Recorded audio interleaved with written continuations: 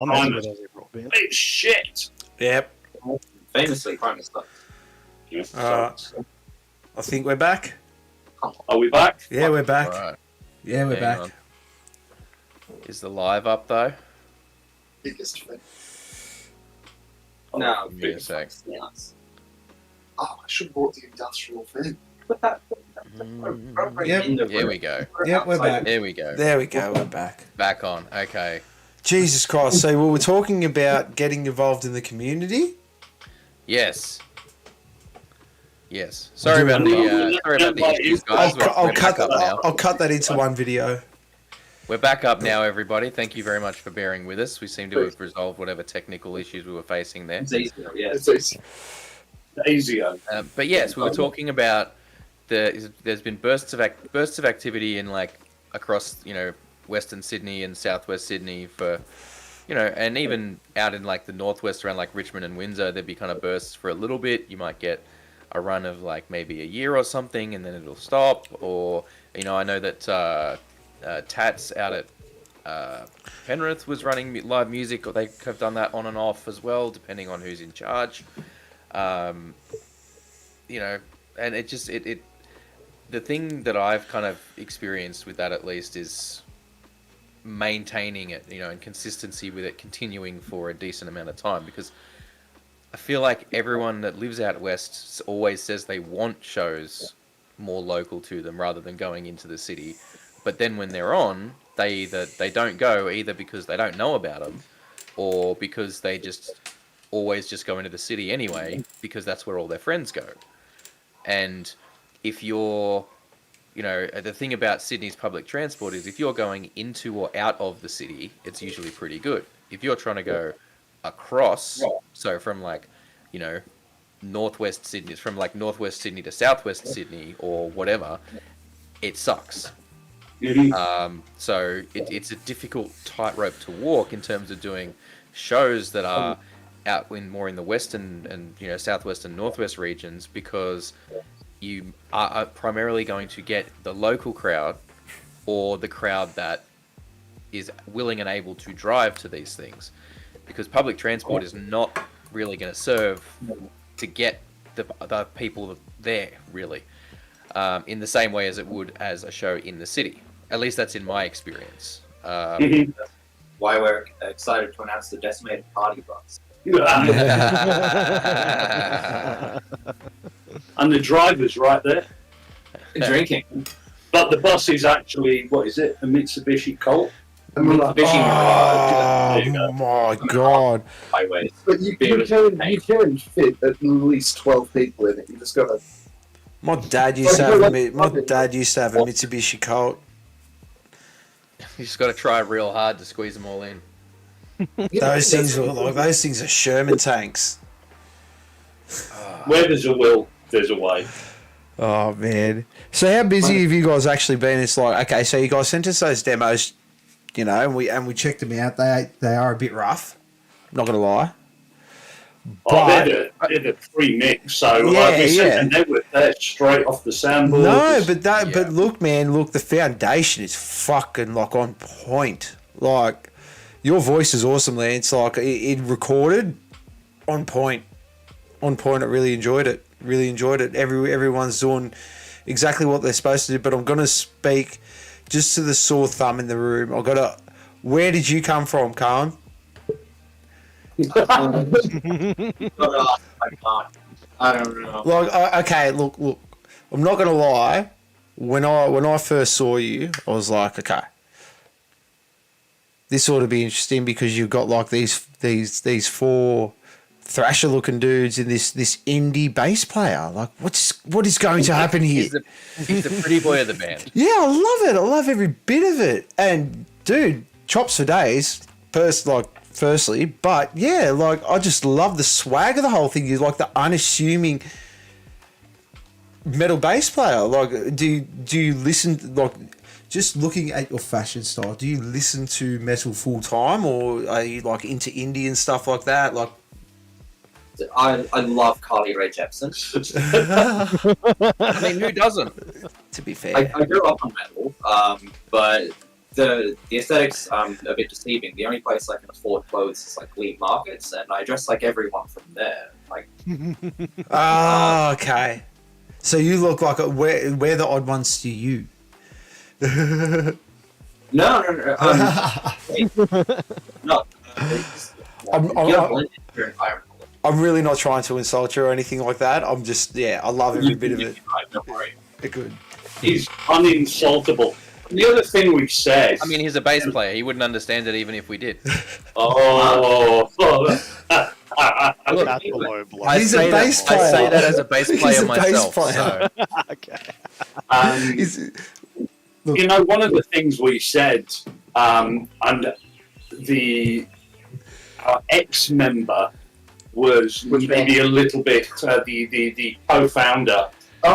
Had maybe a little bit more of an idea about what he thought a metal band should be like.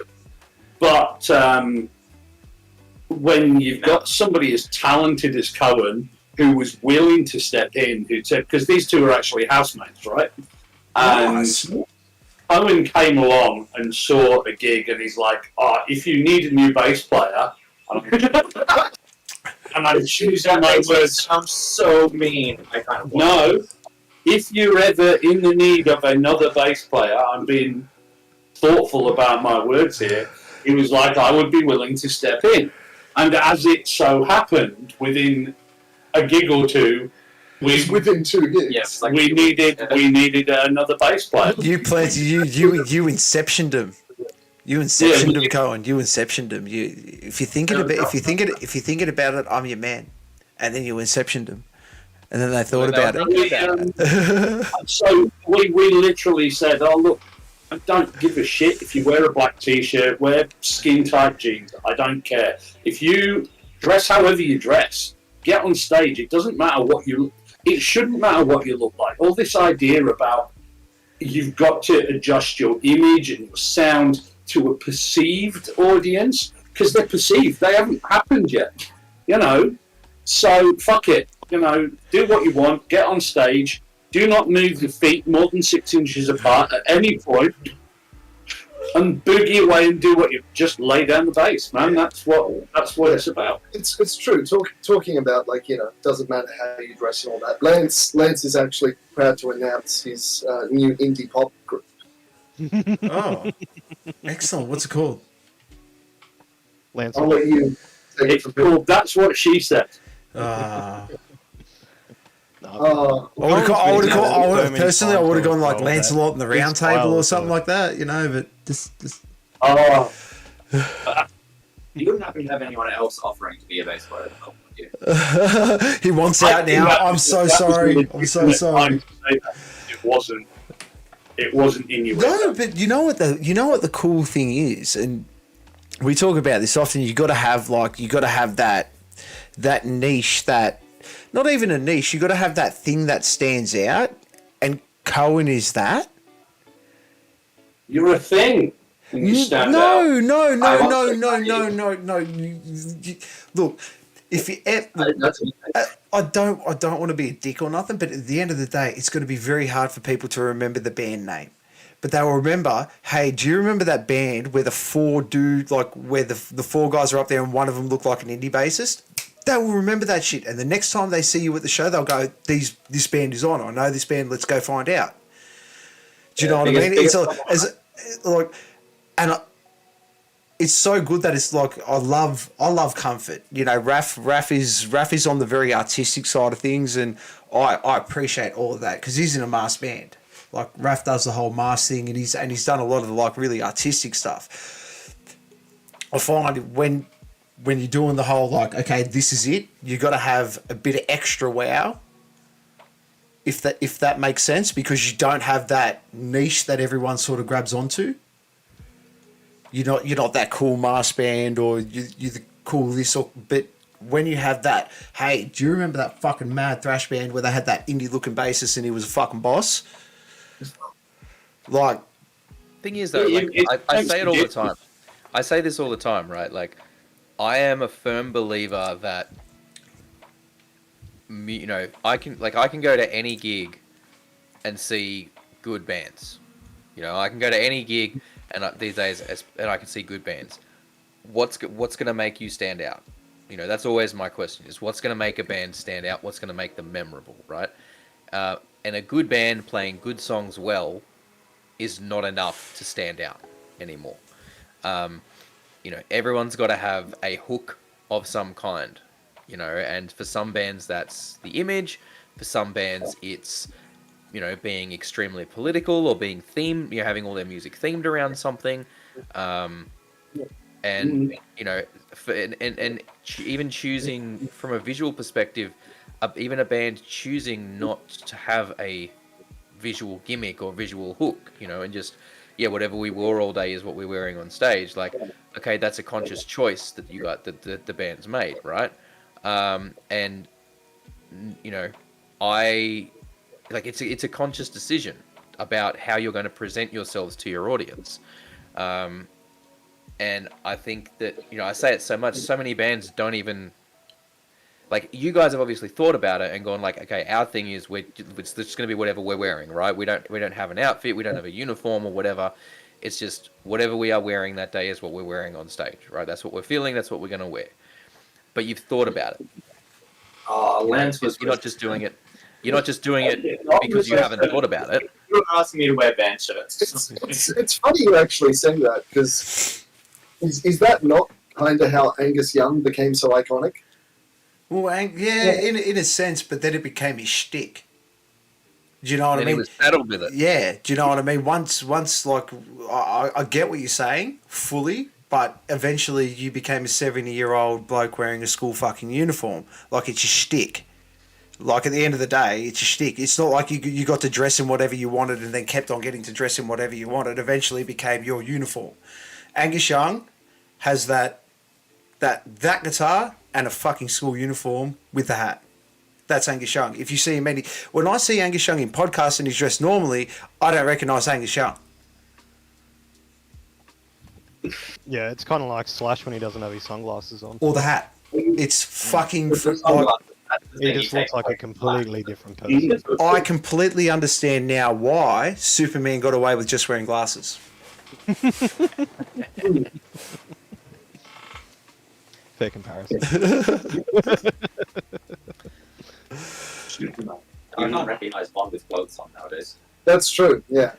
You recognise yourself with clothes on. Sometimes I look in the mirror wearing clothes, I'll freak out. I'll have to rip them off like an egg. Between seeing you on stage and living with you, my entire image of you is just basically skin. I don't. Yes, who is this person? Yeah, I'd have like common areas of personal space. I'm all about that. This is a closed zone, or at least boxer shorts. Not in 42 degree heat. Boxer short zone from here. although when I was on the chat with Lance earlier, I did have a shirt off, and he thought I was naked. I just had shorts on. And Well, I feel like you ran out of the room when we were doing the sound check. I'm like, Ozzy ran out of the room because he's actually realised that he's not got any clothes on. No. I'm not that liberal. You should. Lance should be so lucky. There's been one accidental stream where that happened.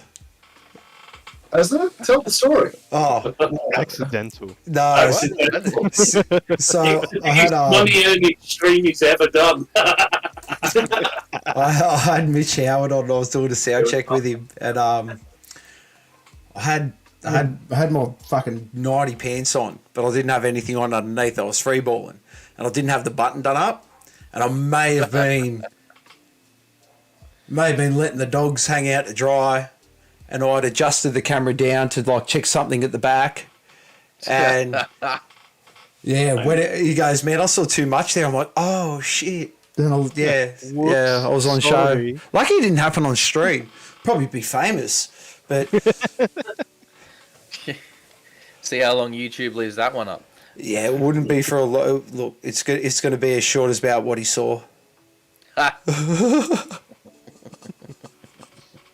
not saying. So what can you tell us? So you sent us several songs through there from the preliminary versions of what I'm guessing is going to be an album. Is it going to be all sort of one package? Is that the plan? Yeah, so there's one song in there, Killdozer. That's an upcoming single. That's almost mixed, mastered, ready to go. We've got the artwork. We've got a guy working on a promo video for it at the moment. And we hope to have that ready by January, because we've got a couple of gigs in January. We're going to headline the Ramp Down Metal Fest in January. Then we're actually going to headline the Saturday night down in Melbourne at the Boogeyman Bar, put together by Naeem from Rautism.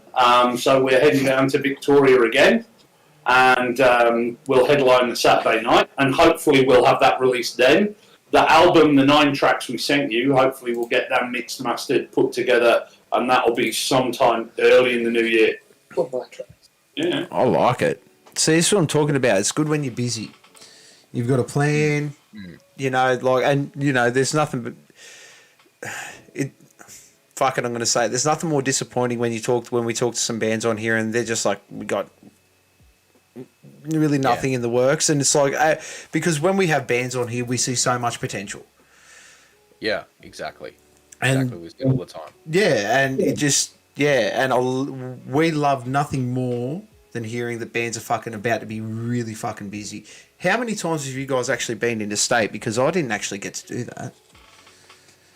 What? Does Canberra count? Just Canberra count? But if Canberra counts twice, if Canberra doesn't count. Territory. Into territory. If it doesn't count, then soon. Was it the basement? Did you guys play at the basement? Yes, we did. It was. Yeah, in the basement, in the cupboard at the basement. No, that was mine. What, in the back room? In the back room. The back room in the basement. Yeah. Competed against I think it was Ramlide. Ramlide were headlining that night, and the guys, the cover band, I can't remember their name, but they were been awesome for Laid to Rest. Lamb of God. Lamb of God. Yeah. Lamb of God. Yeah, no, we're good friends with a couple of the guys from the Ramlide band. Shout out to Barnsey. Yeah, how you going, dude? Happy birthday to your son, Barnsey. Yeah, happy birthday to your boy, man. But yeah, we've been down to Beso so many times. Corey's still running the joint? I don't even look. At one point, I was down at the Beso so much, like people thought I had moved to Canberra. So that'll give you an idea of how much I was down there. To be fair, though, that place is an institution to the local music scene. It's an institution.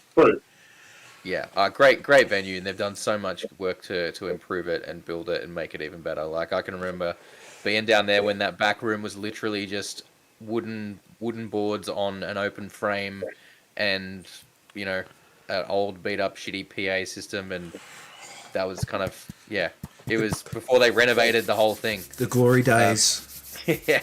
When I dyslexic all over the fucking blackboard. Yeah, before the blackboard was there, man. Before they'd even had when it it just had all the shitty spider webs. That place. Oh, yeah. So many good memories. a lot of history down there. So I wanted to ask I'm always curious when a band is working on an album, is there an intentional kind of through line to all the material that's going on this album, or is it more a case of, you know, these are just the songs we were working on and they felt like a good fit together, like they just kind of vibe together, so we're throwing them together? Yeah, it's probably more the latter. So, you know, like I said, this Decimator has existed nearly for 3 years, this iteration of the 4-piece for just 1 year. So a lot of the songs were already written coming into this. Then when we went live, we pretty much had everything that's on the album except Killdozer had been in our live set since we started. Another couple as well, but we rotate them like throughout. Yeah, so we rotate around. But then when Ethan joined the band a year ago, it was really important to me as the kind of founding member, but really important to recognise the fact that this is a new iteration of the band. So Ethan had a riff, we turned that into a song, and I had this back of my head idea about the theme of the song for Killdozer. So we wrote Killdozer as this 4-piece. So that had never been played live. It didn't exist until we started playing as this 4-piece together. So it was more a matter, and before Ethan joined, there'd been a plan. In fact, even before Cohen joined, there'd been a plan to sort of get an album at least like 5 or 6 tracks down. Because we've recorded a couple. Yeah, because we actually, Bon and I were in the studio with our first bass player and Mike, the co-founder, and it was just a difficult process for whatever, and maybe that sort of comes down to that things will happen when they're supposed to happen. So, you know, we got this 4-piece together. We gigged. I mean, we probably gigged on average every 2 or 3 weeks. We were gigging. We were gigging. Gwigging. That's the Irish guy who's our roadie, McGuigan. So so this album is really the new song written as this 4-piece, and pretty much everything off the live set, with a couple of exceptions, because on the day we went in the studio. So that was all recorded basically live. We're in the studio, we're all playing at the same time. There's no sort of, he's off over there, and then we'll come together and click tracks and stuff like that. That was basically all recorded as a live band. Everybody playing instruments at the same time, me singing live. There's a few overdubs in there, but really not very many. Because that was the other thing. I mean, you're a band. You know, you play as a band, you're on stage as a band. So when people listen to us, that's what they're going to get. They're going to get that dynamic, the way we sort of feed and react off each other. Yeah, you don't want it to be shitty and the tempo moving all over the place, but it's not going to do, because we've got a great drummer, we've got a great bass player, we've done our chops, we've been on stage together many times, we've rehearsed many times, and that just felt, it was very important to me to be kind of, we talked about this the other week, Carl, right? To be authentic. Yeah. This is a band that plays music together. This isn't what we're going to tell you is humans playing instruments, and then, you know, you hear this sound and it's like digitally perfect. Yeah. Because that's not what a band really is to me. So yeah, there's squeaks and harmonics, and you will hear that stuff even when it's mixed, because the stuff you've got, guys, the stuff you've listened to, I figured, you know, it's going to be very helpful to you to do an interview with a band who's got an album ready to come out soon, to have actually heard it, to know what it sounds like and get an idea, particularly for you, Raf, because you've not seen this live. So to capture that, and you can't capture it when everybody's in the studio at separate times and not even interacting together. So we laid down those 9 tracks it was the first real hot day of this year. It was September the 16th. It was frigging roasting. It was in this little studio in Coogee. We didn't have the aircon in the studio. Blocks away. Yeah. Had to park in frigging. I just parked at the end of my street and walked because it was easier. Great area for a chippy though. Yeah, fish and chip. Oh yeah, of course. You're gonna One thing I will say though is sorry, go on. It was just much easier for us to record it live as well, because we have really great synchronization when we do play together. So whenever we play live, you know, I feel like we do get a lot of feedback saying that we're sounding even better every single time that we play, and it's just improving all the time. And it was just easier to record it as just a whole band. And just have it laid down straight away instead of trying to do it independently from each other. It's just easier to keep time with each other as well. I'm going to say this though. I think Bongers, man, bro, if there's one bit of advice, and we give this advice to fucking nearly every band that's on here that doesn't use it, get a click track. I know exactly. Lance, bro, I get it. I used to be the exact same, and I'm not saying go full digital, not at all. your poor drummer has no one to listen to. Well, you see, you completely disregard the fact that I can play all of those songs without anyone else. I understand that. I understand that. But look, our drummer, let's just put it this way. Our drummer went, like when I was playing in bands, our drummer went from no click track to a click track. When he got a click track, the earth moved because all of a sudden he has someone to go off, which is perfect for him, and you run the band. As far as I'm concerned, drummers are the heart and soul of a good fucking solid fucking drummer is the heart and soul of every single band, because they change dynamic, they change tempo, they change timing, they change everything, and they do it at the will of the rest of the band. That's fucking adaptability as far as I'm concerned. But in saying that, every band that plays with every professional band you will see live on stage to this day that plays to you, that you pay good money for, plays with the click track. Even if the rest of the band doesn't have in-ears, your drummer should always have a click track. And this is just my opinion. It's up to you what you want to do with it. But the only reason why I say that is because once your drummer is fine tuned in, everyone else, because you don't have to worry about anyone else doing anything. You don't have to listen to anyone else. The thing's going in your ears. You're putting away doing your magic, and everyone else has to listen to you. If they miss their cue, they miss their cue, man.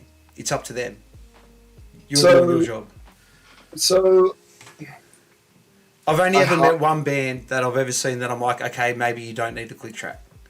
And that's AC/DC don't play with a click track, and they've recorded all of their albums without a click track. I Well, refuse that's to believe still that. right as a human left alone. We don't need to talk about AC/DC. So I half agree with that. But if everyone's got a click track in, fantastic, great. If I've just got a click track in, what happens when the guitarist starts the song? What happens when I'm not the leading intro to the song? Yeah, beats. Is that You count them immediately in. change? You count them in. You count them in, No, man. I mean, Yeah. that's going to drift. That's going to drift immediately. No, in the you live don't. session. You hold- don't. No, you you don't. keep- You keep- either Keep don't. it count. And if you don't count them in, you have the click track. So you go, okay, start. As soon as he starts, you hit the button. Look, either way, it's just out. This is just purely it's fucking. not to tell you. It's not to tell you what you have to do at all. Yeah. And then, you know, I just personally think in our experience, we had these conversations and we tried it and we figured out, you know what, when we play, I'm very happy having over-listened to those tracks and stuff like that there's very little tempo drift in them, and where there is, it's intentional, and getting the click tracks to be how we wanted them. It was like, you know what?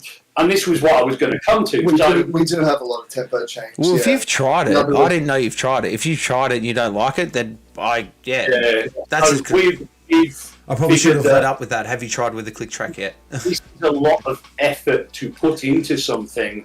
The end of the day, we didn't feel was giving us very much. It was just giving us stress.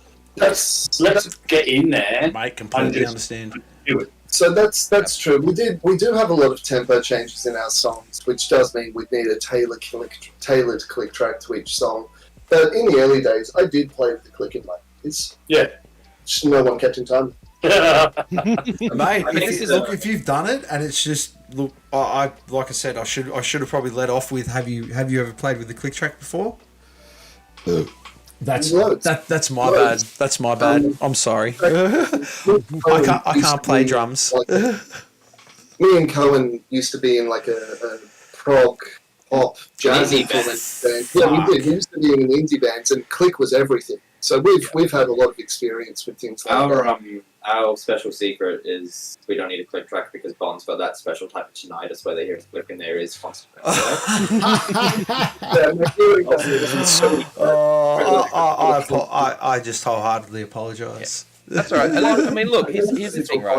It's why all of our songs are at exactly 124 BPM, is because that's all I can hear.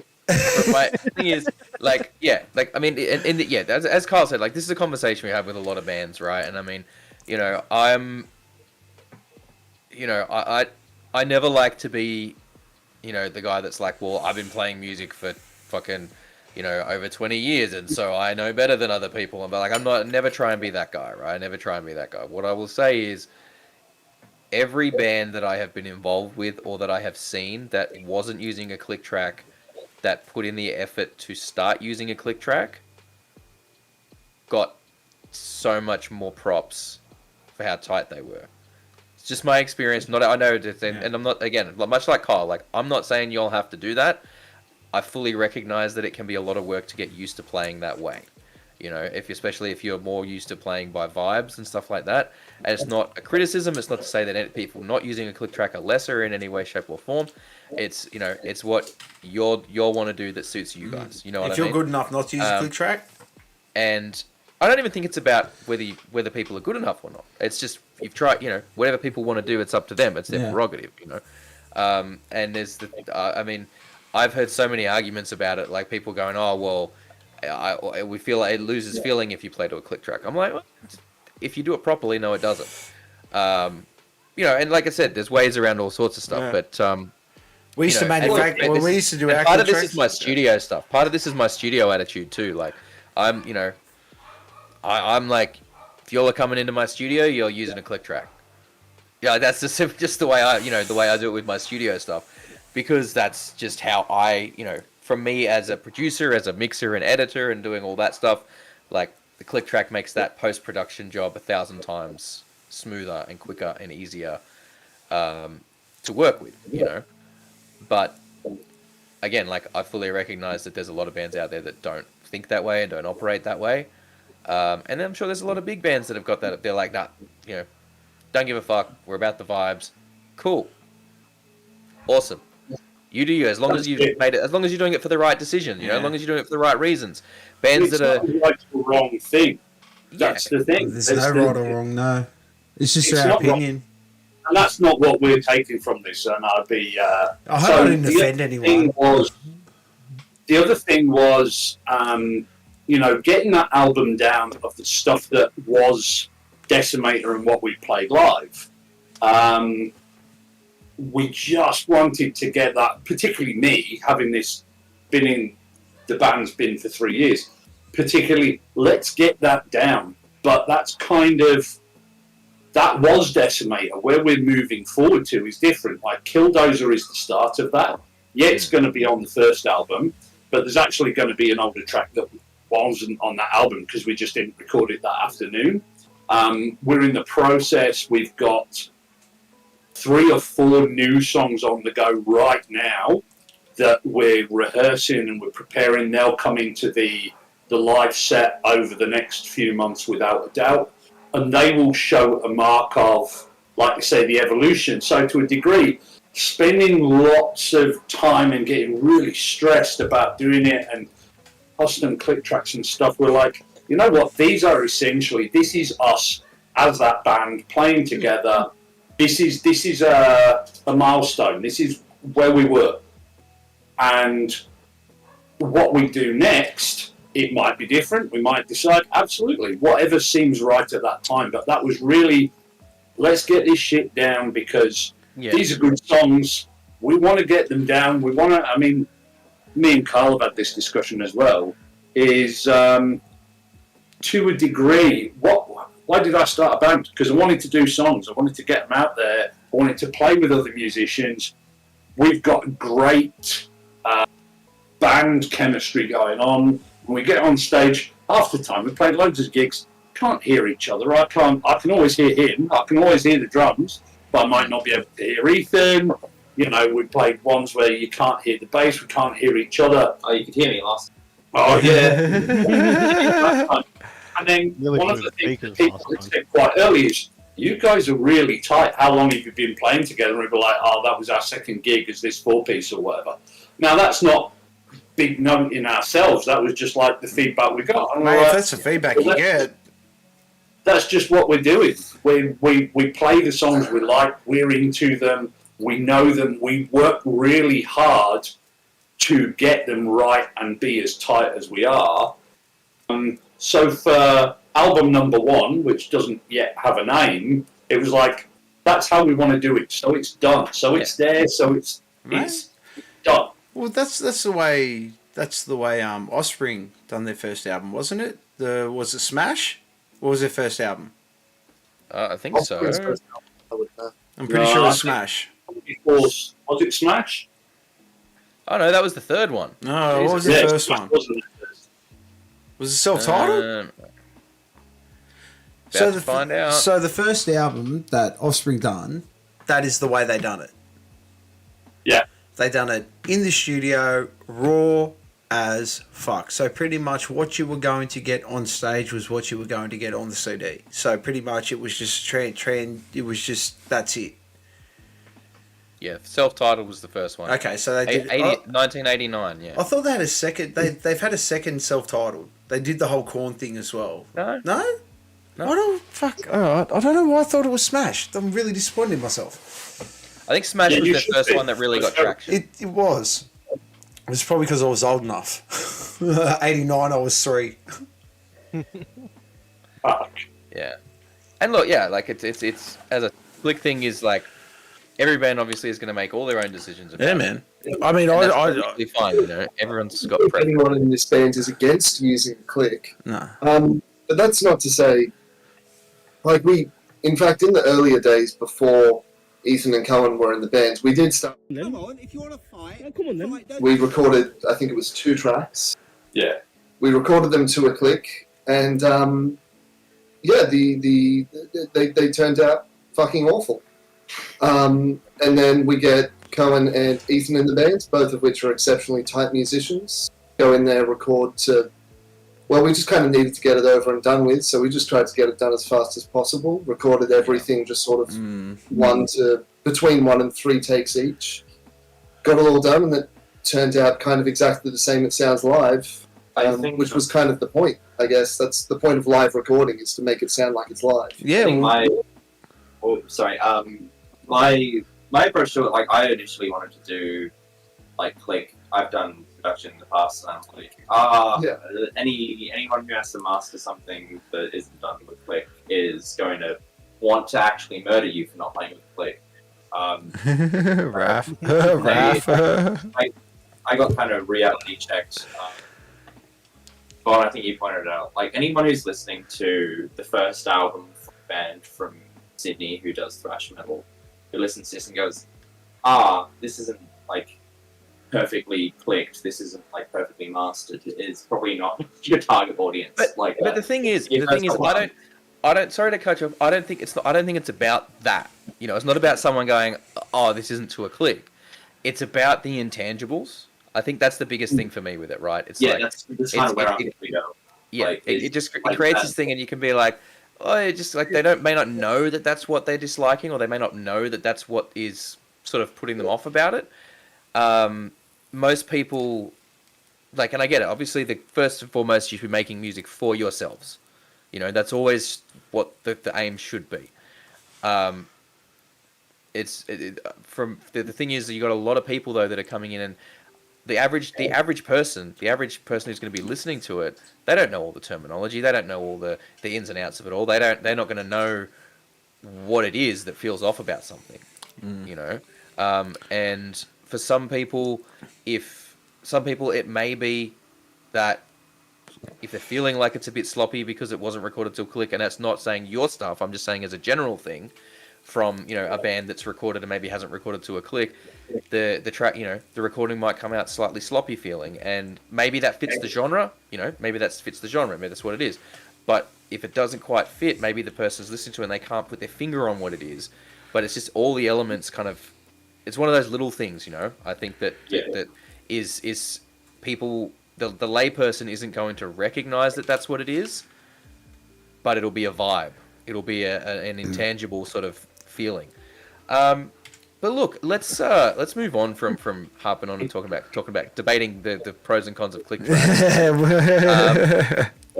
Let's get to, I think it's time we go to our first segment there, shall we? So, Kyle, are you ready to? I hit the am. button? It is time for that you could Quick question you do, quarter. you once you could do so you Bam! And it's time for the quick question quarter, spelled with Q's, not K's, because we don't roll like that. So what we're going to do is go around the circle here, and we are going to ask everyone some nice, quick, rapid-fire questions so that we can get to know a little bit more about you guys as musicians. You'll have to work out an order to do these in so that we're not overlapping each other. But let's kick it off. What was everybody's first instrument? Everybody's first Not instrument. fucking bass. Trumpet. Oh wow, really? Yeah. Oh Yeah, so legit. Oh nice, nice. Decimator's second album is going to be Scar. Oh, I'm so down. I am ready to get my skank on. The guitar. Crash Skank. I love it. My first instrument, guitar. Nice. My still only instrument, guitar. I can play bass like a guitarist. That's an The last important one distinction. That's an important distinction, though, right? Because, I mean, I started out on piano, then moved to guitar, and then to bass. And for a long time, I was playing bass like a guitarist. And it's one of those things where it's like a mental shift almost has to take place. Mm-hmm. I started on guitar, realized it was crap and bad and cringe, and I found an instrument with beefier strings fit for a real man. It's not how many strings you got, it's how deep they go, right? Mm-hmm. Jeez, two C's. Two C's. You want to be able to slap the shit out of those strings. All right. Well, we got one more. What? No, that was everyone. No. It was guitar for me as well. Oh, okay. Okay. Yeah. Making sure. What was the first album you purchased? Oh, And not the Wiggles or some shit like that. We're talking like the first one that you either rolled your parents for. So no, we're gonna... I think it has to be the first one that you purchased. Your own goddamn. Or your own. Mine was Somewhere in Time by Iron Maiden. Nice. That's a first. Mm-hmm. Love a good first. I didn't have it bootlegged on tape because I'm fucking old, right? So next year, I'll be able to say, next year I'm 50 because I turned 49 in March. So this was back in the day of the C90s and stuff like that. So I had lots of other Iron Maiden and it was all on tape, but I didn't have Somewhere in Time and I didn't know anybody with it. And the cover is cool as fuck. So it was Somewhere in Time by Iron Maiden. You should definitely go and check out our episode with Neil Kay. Yeah, you really should. You should. It's a really good one. He's heavily involved with Iron Maiden, and he has like a demo tape of theirs with like their very first four-track demo On tape. Yeah, like old, like before He it was pulled out the released, tape. all that stuff. He pulled out the tape for demos. us. He whipped it out. You don't want to say what yours was. So it was the Wiggles? No, it wasn't Wiggles. Was it Oingo There's Boingo? No, There's no we shame. don't. There's no shame here. We don't do that. What was your first one? That's safe space. Dark Horse by Nickelback. Yeah. No, bro. Don't knock Do Nickelback. not ever. I'm like, that's legit. Look, just because your ears are broken, do not ever be ashamed. Look, everyone rags on Nickelback, but when it comes on, everyone knows the fucking words. Exactly. Because look at this photograph. That's just like play to a click and Come on. Every and memory. buy. Look, every Just memory of looking at my back door, you know, we all know it. We all know it. We all love it. We all love every bit of it. They should never have gotten booed off fucking stage in Spain. Chad Kroger, come on, Two Dudes Talk Music. We're probably the only two dudes I want to talk to you. Yeah, Nickelback, please come on that podcast, right? We're probably the last two dudes that want to talk to you. Oh, fuck. Alright, so who's next? Come on. Ethan, Mine was Lateralis by Tool. Oh, no. Oh, what a wanker. Oh. I was going to say, what a waste. What a No, I waste said of a what first I album. said what a wanker. No. Look, Tool, yeah, Tool's good. They got their place. I get it. I just don't like. I get it. I get it. Just don't appreciate it as much as everyone else. I've No, always I had a don't. favorite album from when I was really young. You give me a perfect circle though, I'll vibe on that shit all day. We'll vibe out together. You can get some Contact vibe. Fuck yeah. All right, and lastly, So one of the first albums I ever had was given to me by Bond's father, which was the first Slash featuring Miles Kennedy. And No, what did you buy? Yeah, no, it's a story. With money. So when the next one after that I can't remember the name of came out, World on Fire. I really remember it then because I bought it when it came out and I thought, fuck yeah, this is going to be awesome. And then it's okay. It was once. But it wasn't. But it, I can't remember. I can not remember any of the songs of that album, which is so embarrassing. Slow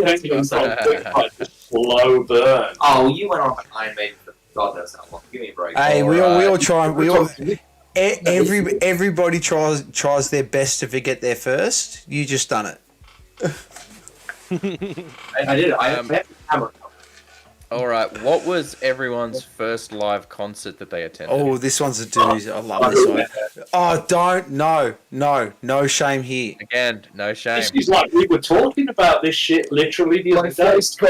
first live concert, Nickelback. Yes, we got doubles tonight. So here's the thing though, right? First. Now you know what's got to happen now. Like you'll need to find a Nickelback song to cover to go like and throw in the set.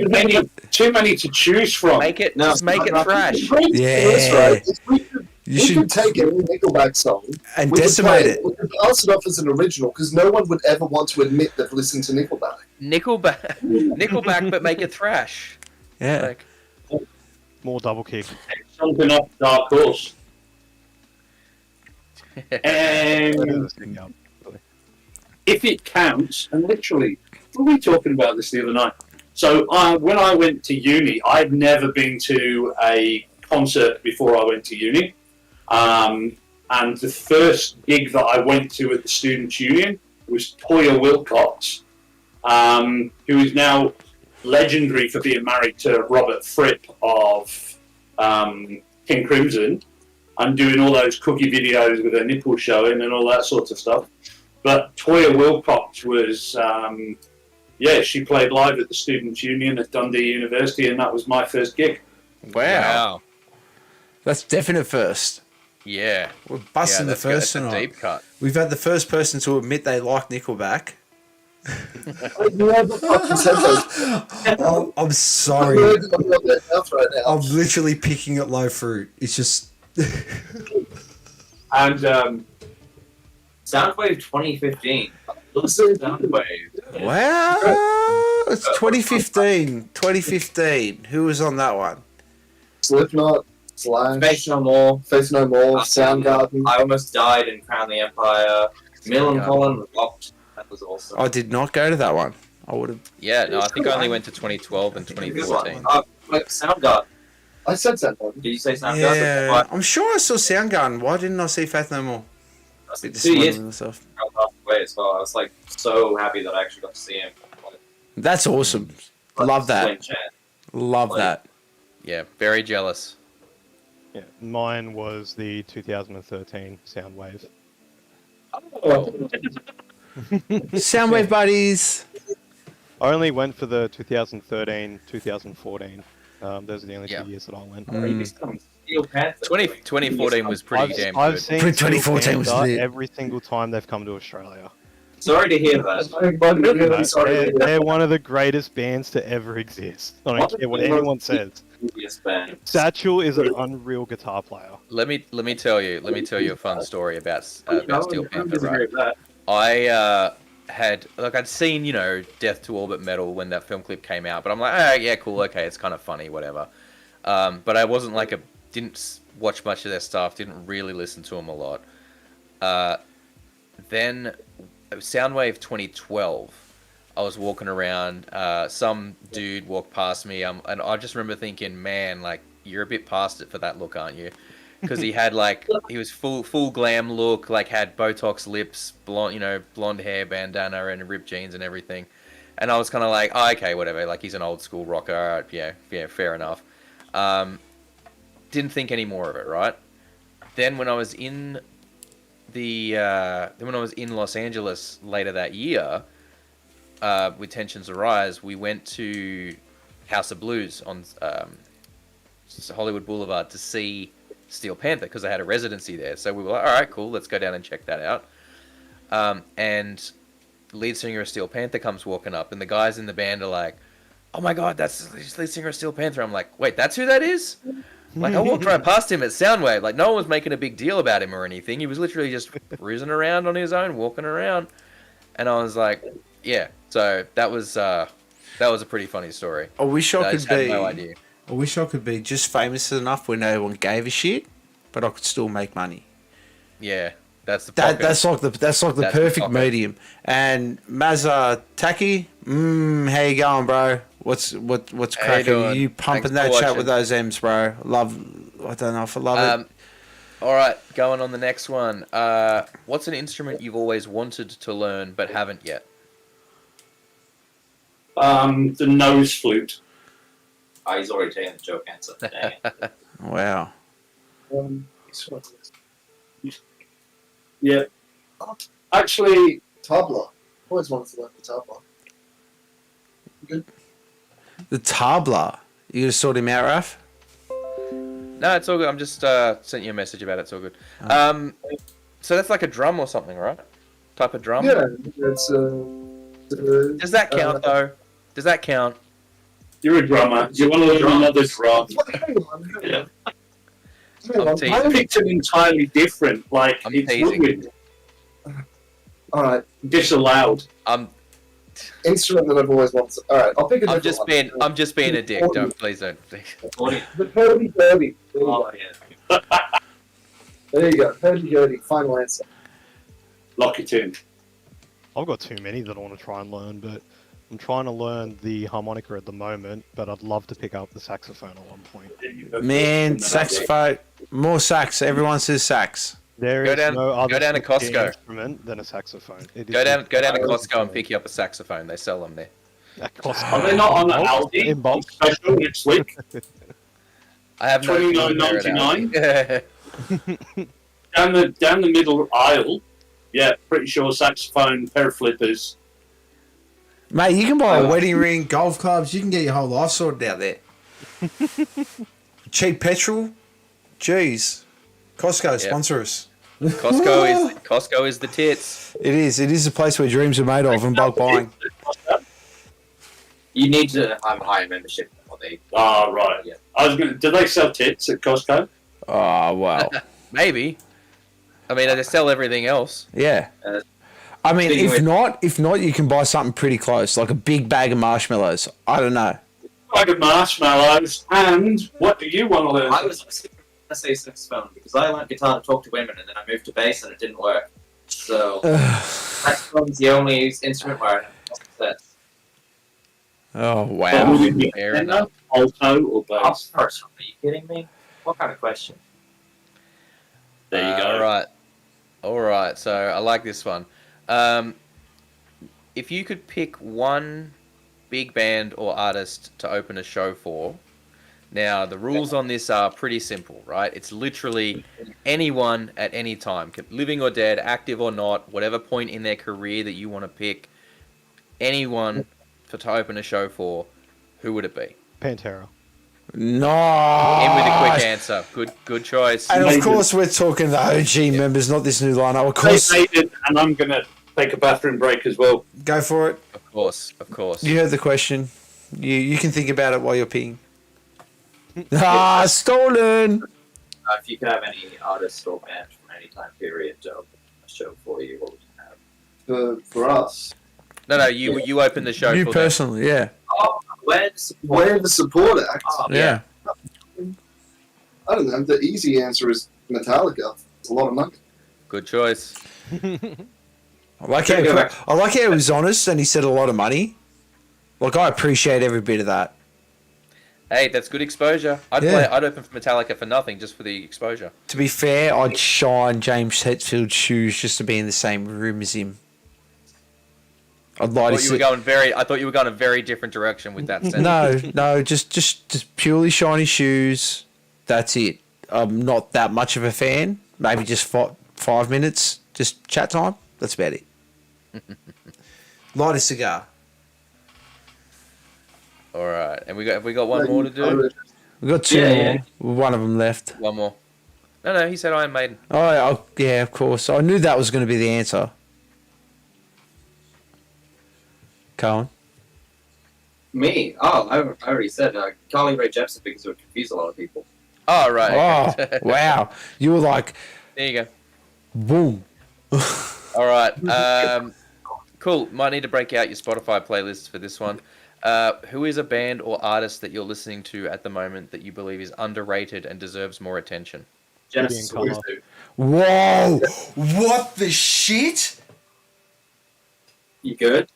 No one fucking ever answers that quick. No, I'm not fucking good. And Ollie were just like, yeah, like, no, I'm not fucking good. Everyone always takes a minute to fucking find it. Normally it's like a 2-minute session and then me and Raph have to fucking fill space. You hammered us. Who the fuck were they? Can you take maybe just one at a time? Yeah. I said City and Colour. Cool, City and Colour. Very different vibe from metal, but one of the I like most that. talented musicians I've ever seen, but just so very underrated. Man, I think we've had them before. I think someone's actually mentioned them before. Yeah, Dallas Green, or even Alexis on Fire when they were still. Well, I think they're still together now. But, they are. But man, I'll tell you, and this is, I say this so often. Metalheads listen to everything. Not everyone listen. No, and fuck it. And it's such a sappy thing that I say, and I don't care because it rings true. You don't pick metal picks you. You find it. It comes to you at the perfect time. That's why not everyone listens to it. It just doesn't resonate with everyone. That's why metalheads listen to everything, and you can pretty much pick the majority of people that don't listen to metal. That's why we're such a niche. But if you talk to the majority of metalheads, they're like, and you go, okay, aside metal, what do you listen to? They will spit, and they will spit off some serious shit. Well, yeah, I was listening to Marty Robbins on my drive home from work today. Man, okay, this afternoon, the kids had a bath to BB No Money, Juice WRLD, Dance Gavin Dance, and that Chicken and Macaroni song.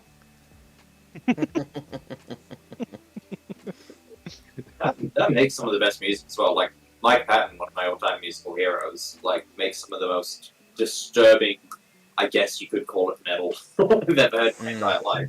And it's because he's just into everything. I try and rock on that personally. But yeah, and that's the way music should be, man. It's like I try my best not to pigeonhole my kids into music. But it's great when they turn around to me and say, Dad, it's not heavy enough, put on something heavier. I'm never going to complain about that. You will never hear a complaint when they go, Dad, it's not heavy enough, put on something heavy. I'm like, okay, kids, just because you asked. I know that. Hit the escape button. Definitely. No, that's the wrong one. Lance, give me the mouse. You're about to make an old man mistake. There you go. Take that away. Oh, my God, Lance. Hey. You know that. I don't use Discord. I have Discord. Had not now button on it. Not now. You know my number one. You know my number one argument. And no offense to any boomer that turns around to me and goes, you know, these kids that don't know nothing these days, they can't do nothing. It's like, fix your phone yourself. Don't ask for help. Because your fucking 5-year-old will be able to do it. How smart are you now? You're not that fucking smart, are you? You can read and write, you can't fix your fucking phone. We had that guy from us in Penrith, an old fellow, while we were doing some sound check, and you were grilling me about my tone. And this guy comes up to you and goes, he's doing gallops. Yeah, That's what he's doing. So Cole and I both have a number of qualifications regarding music in the industry as a whole. And before a show in Penrith, I was sort of having a talk to Cohen because his tone wasn't quite right. It was just a little off. It just needed a bit more bottom ends. I can't remember the exact thing that was off about it. And Cohen was just having a bit of a play. And I was sort of talking to Cohen saying, oh, why don't you turn this up, turn this up. And the guy just comes up next to me and just turns around to me and goes, he's doing gallops. That's what he's doing. I was like, I wasn't talking about his playing. Like, it's just... Yeah. I'm that guy. Unsolicited advice. I'm that Especially, guy. like, I get a little bit of dressing the way I do. I kind of ask for it, I guess. Yeah. I'm going to assume that guy had a denim jacket with a lot of badges on it. It was definitely double down, at least. Yeah. Yeah. All right, sorry, Lance. I don't think so. The question that we were just doing was, what is an artist or band that you're listening to at the moment that you believe is underrated and deserves more attention? Us. Shameless self-promotion. True that. All right, that's better than mine. Love it. Better than all of our answers. Was that the best answer of all four? Yeah. Oh, I'm going to say Angel Grind. Oh, No, what was your I answer? said Genesis. Okay. Haven't heard of him? Yeah, that's why he's great. Yeah. They, All right. Cool. What is something people may be surprised to learn about you?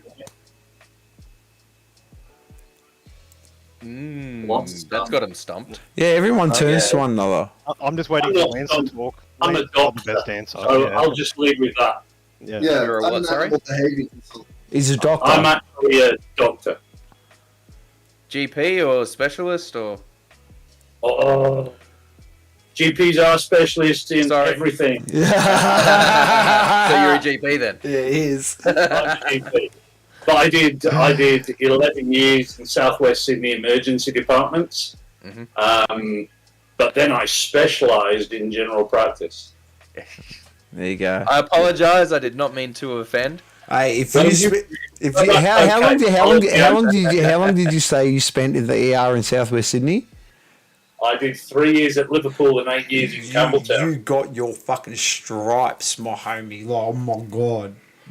I Like got stabbed. you would have seen some shit and some. Yes. Yeah.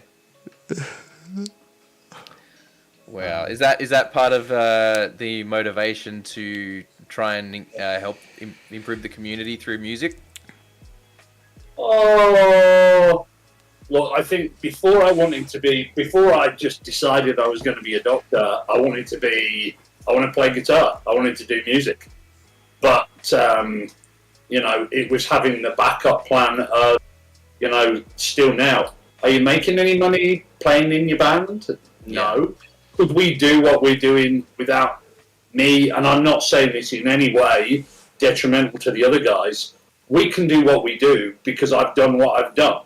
Yeah. And I want to do that. Yeah, no, we're fucking broke.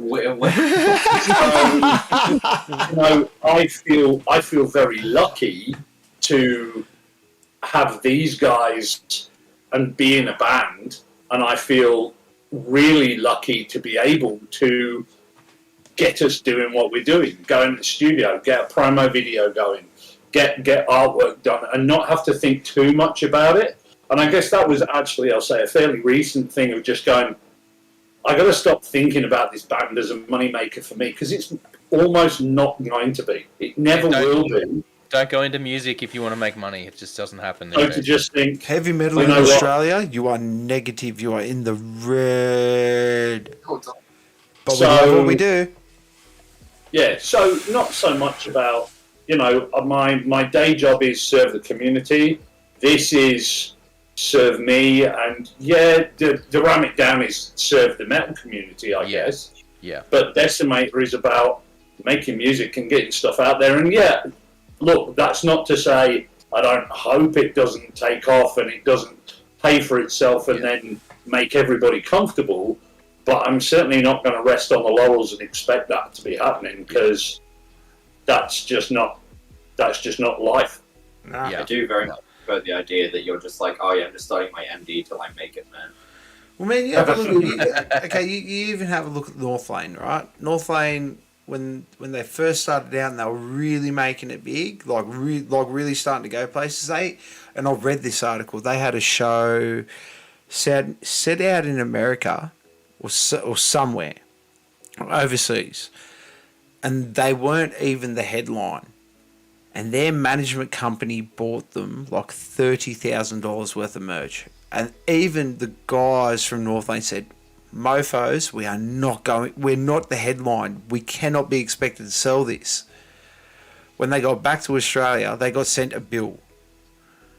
So they had just gone back, toured, done pretty well for themselves, then come back and literally had to work full-time jobs to pay off their fucking shitbag management company that fucked them over. And that was original, and if you get fucked around with like flashy pieces of paper and stuff like that, you can get really taken for a ride. But if you want to, we say it all the time, if you want to find a group of people that love music as much as what anyone does, it's the Australian metal community. Because there's no money in it. There's like negative fucking dollars. Did we get everyone on that one? You could just expand that to the Australian music community at this point. Hey, I'm sorry if you're a DJ and you got a session set and you can plug and play, and we all know you fucking do it. Don't fucking lie. We've spoken to DJs before. We know you fucking do it. Don't lie. You can make bank, and venues are gonna fucking do it because it's a tiny PA and it's a fucked up system. Go, Raph. So, Yeah, I was just making sure we got everybody for that question. yes. Something people will be surprised to learn about you. Something you would not expect it to be true about. People would be surprised to hear about this. Yeah. Yeah, you already said. Animal behaviour. I did physics at University of Technology for 3 years. That's mad. Very cool. I didn't graduate, but I did it. Can you make an atomic bomb? Don't ask that question. I'm not allowed to answer. Oh, that means yes. My day job is. He mainly just does bombs on the base. Sorry, what was that? You said flight technician? What do you think? My day job is a fire technician. Fire technician. And then I'm quite proficient at the kalimba. Kalimba. Okay. What Very, is it? very cool. What's a kalimba? It's a Of tiny the little what? finger piano. It's a little finger piano. Oh. So we need a solo for that on the next album. I want an intro. Yeah, I want a kalimba intro. Yeah. How do we not know this? How do we not know this? This That's an intro. A kalimba does not go into metal in any situation.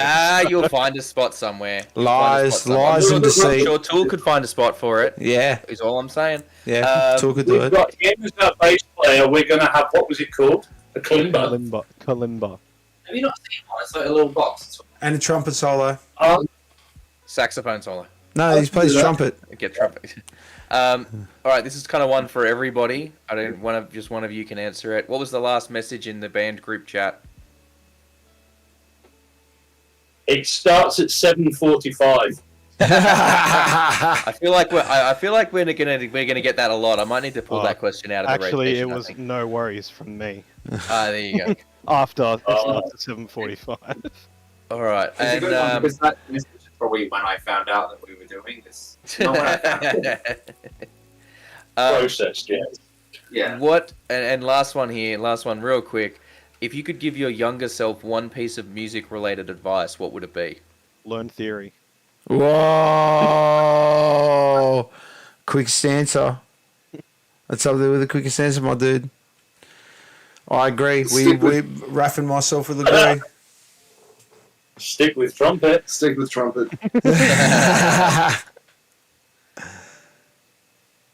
Root fifth. Root fifth. Yep. Oh, care to explain to me this bass terminology, Raph? Oh, it's just some music theory there. It's just root note and the fifth note of the scale. Okay. My job. It's the job that I don't do. Yeah, bro. I was a singer in a band. I couldn't be fuck learning an instrument. This is just all for show.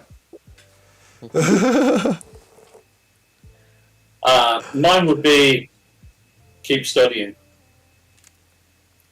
There you go. You can go All right. author or- So that was the quick question quarter. It's time for segment number 2. Kyle, if you would be so kind as to hit the thing. Let me hit my mute button. And then we go to the thing. Let's Come on, if you want to fight. Oh, come on then.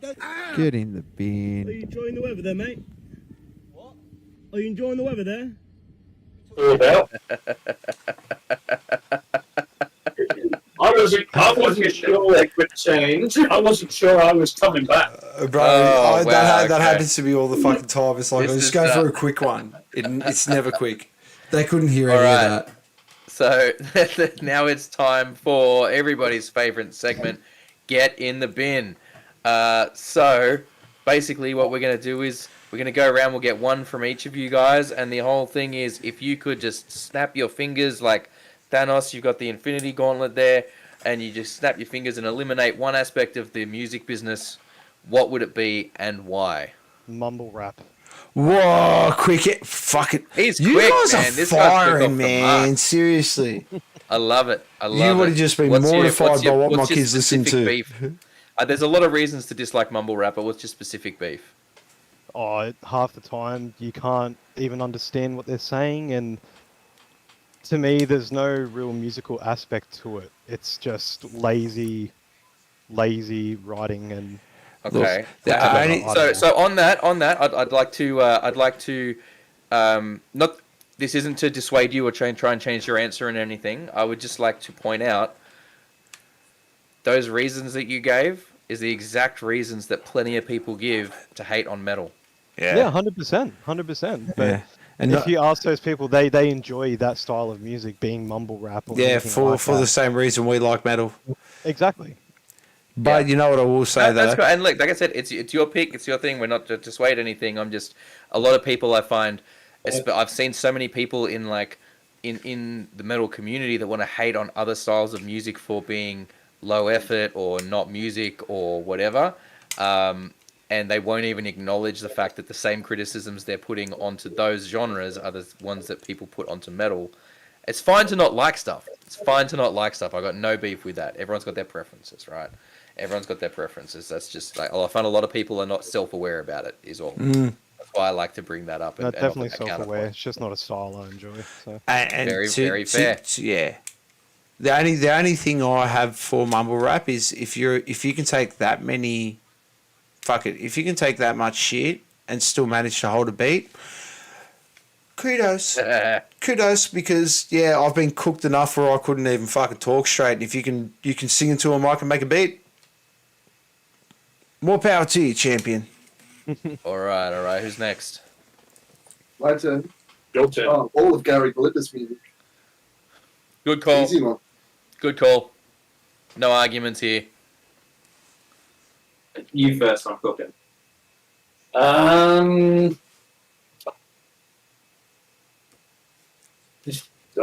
There's quite a few contenders for this, The stigma that you have. but later on the track.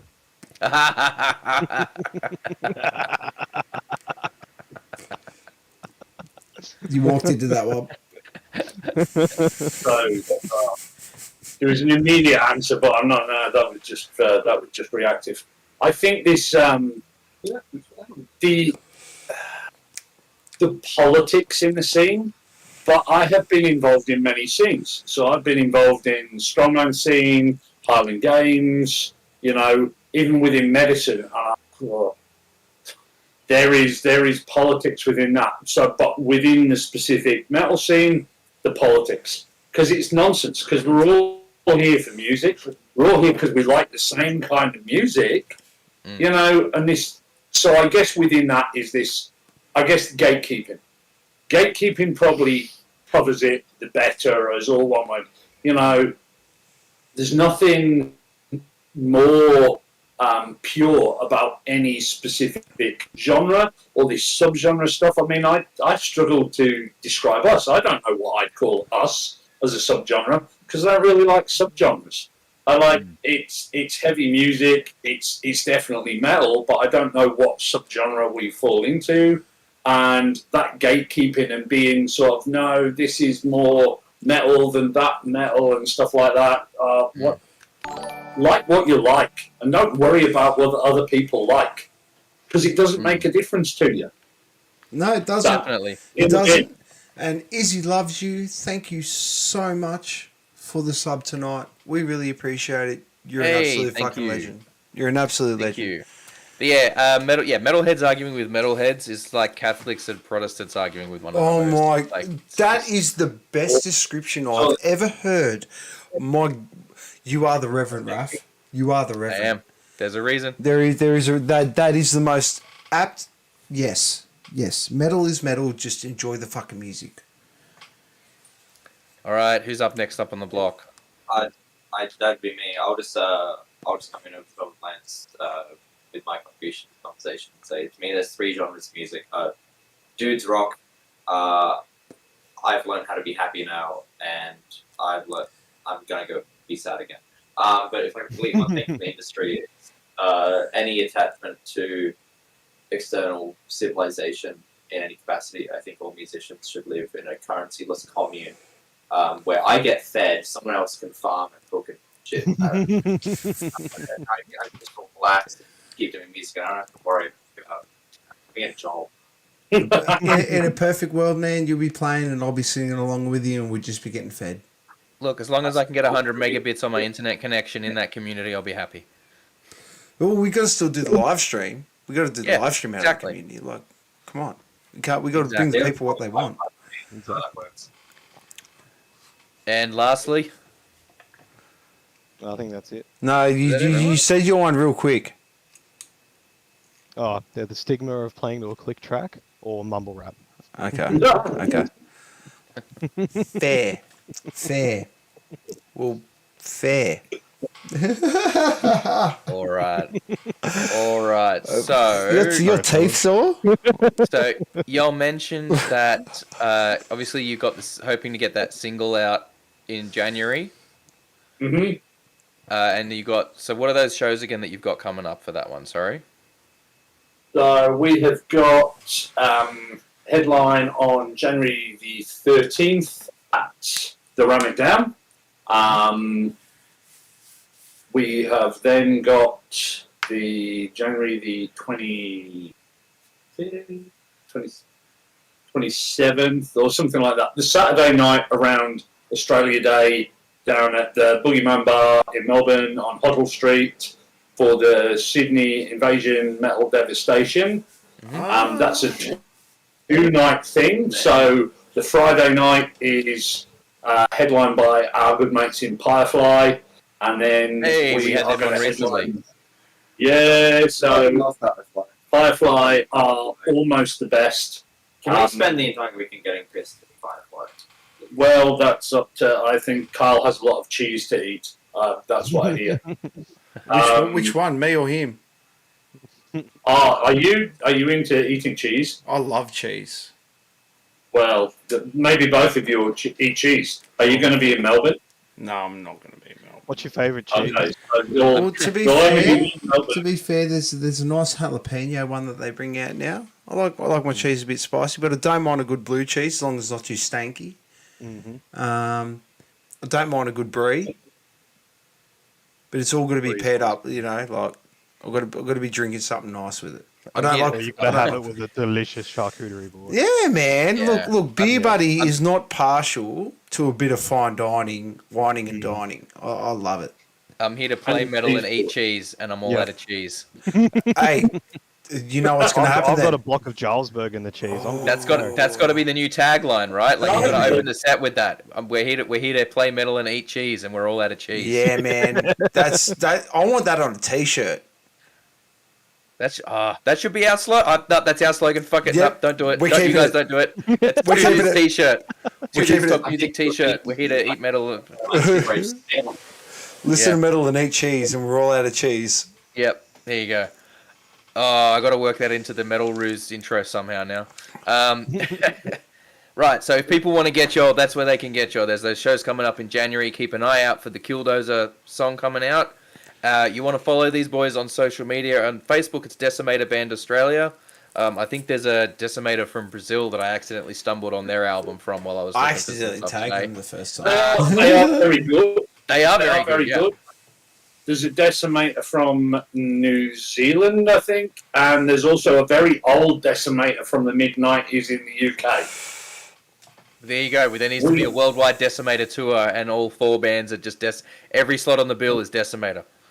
That would be different Decimator band locations of like coordinates, and we all have to meet there at a certain time. Oh. I reckon we can make that happen. Highlander style, I like Yeah. And then we fight to the death because there can be only one. Yeah. And then, Precisely. if your bass player beats the other bass player, like it could be like whatever band members are left, everyone faces off. The band, yeah. So Only like all band the members, bass players all the fight, bass and when there's players one fight. left, that's the the bass player of Decimator, and then the singers fight, and that's the singer of Decimator, and then you end up with this hodgepodge of all the different ones. I want the next supergroup to be determined by UFC. That No, would not be UFC. fucking awesome. No, but just guitarists.